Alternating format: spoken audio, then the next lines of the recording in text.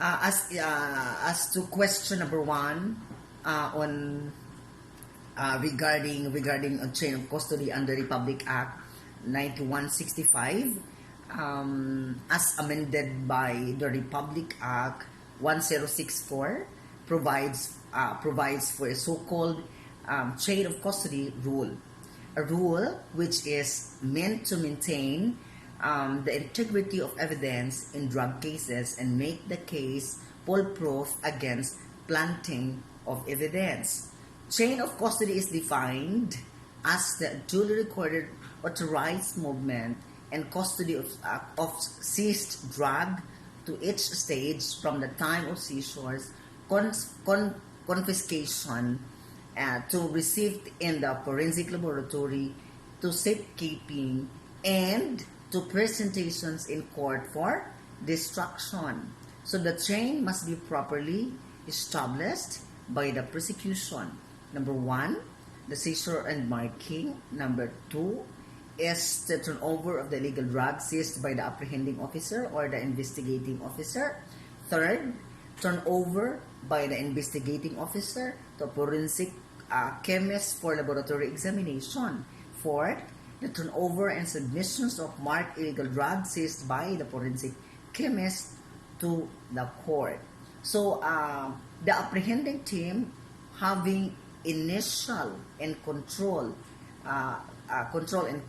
initial custody and control of the dangerous drugs that are confiscated, seized, or surrendered shall be immediately or surrender immediately.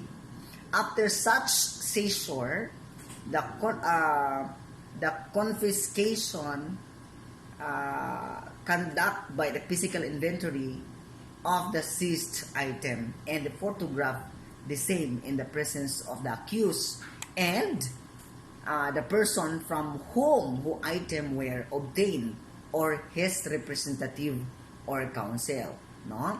So with the presence of the elected official and the representative of the National Prosecution Services or the media, who shall be required to sign the copies of the inventory and be given to the copy thereof.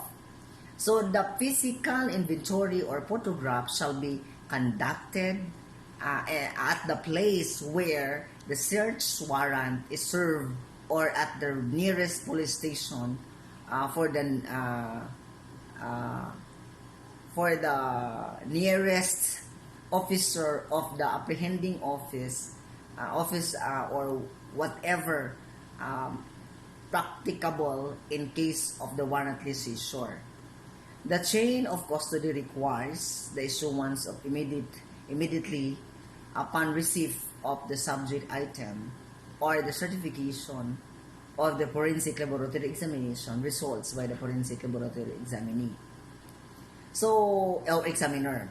However, if the bullying of the drugs does not allow the completion of the testing within the time frame, so the partial laboratory examination report shall be provisionally issued stating the quantity of dangerous drugs still be examined by the forensic laboratory. However, if a final certification shall be issued immediately upon completion of the said examination and certification.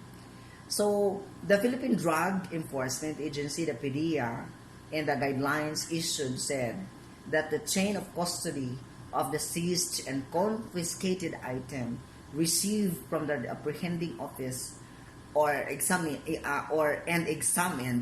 and the forensic or crime laboratory shall be observed, where it shall be documented the chain of custody each time a specimen is handled, transferred, and presented in court until disposal, and every individual in the chain of custody shall be identified.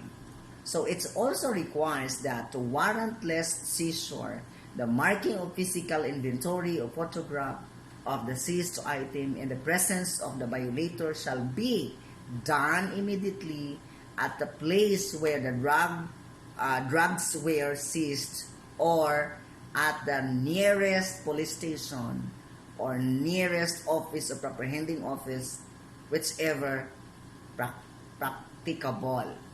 So that's the process of change of custody.